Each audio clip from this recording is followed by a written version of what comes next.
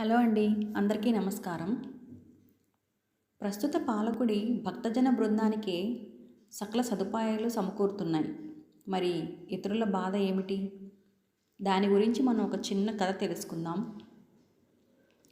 ఒక రాజు రాత్రిపూట మారువేషంలో నగర సంచారం చేస్తూ ఉండగా ఇద్దరు భిక్షగాళ్ళు కనిపించారు. అందులో ఒకడు శ్రీరామరక్ష శ్రీరామరక్ష అంటూ భిక్షం ఎత్తుకుంటుంటే మరొకడు మహారాజన్నకి జై మహారాజన్నకి జై అంటూ భిక్షం ఎత్తుకుంటున్నాడు. అది చూసి రాజు ఇద్దరిని పిలిచి కారణం అడిగాడు. స్వామి, తారకరాముడి దయ ఉంటే సిరి సంపదలు కలుగుతాయి అన్నాడు శ్రీరామరక్ష అన్న భిక్షగాడు. కంటికి కనిపించని రాముడి కన్నా కంటికి ఎదురుగా కనిపించే రాజుని నమ్మితే సహాయం చేస్తాడు అన్నాడు మహారాజన్నకి జై అన్న భిక్షగాడు. ఈ రెండవ వ్యక్తి మీద రాజుకి అభిమానం కలిగింది. మరుసటి రోజు రాజు నగరంలోని భిక్షగాళ్ళందరినీ అంతఃపురానికి రప్పించి తలా ఒక గుమ్మడికాయను దానం చేశాడు.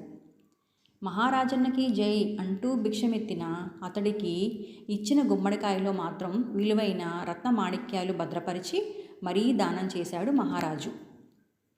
ఒక నెల గడిచింది. మళ్ళీ రాజు నగర సంచారం చేస్తూ ఉండగా మహారాజన్నకి జై మహారాజన్నకి జై అనే గొంతు విని నివ్వెరపోయాడు. ఇంకా భిక్షం ఎత్తుకునే బతుకుతున్నావా? రాజుగారు ఇచ్చిన గుమ్మడికాయని ఏం చేశావు అని అడిగాడు మారువేషంలో ఉన్న రాజు.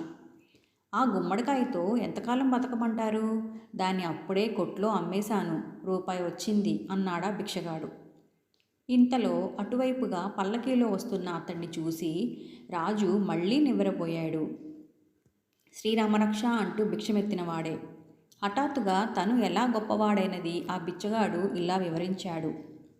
అంతా తారకరాముడి దయ.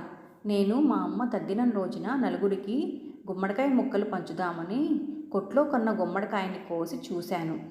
అందులో విలువైన రత్నమాణిక్యాలు కనిపించాయి. ఆశ్చర్యపోవడం రాజు వంతు అయింది.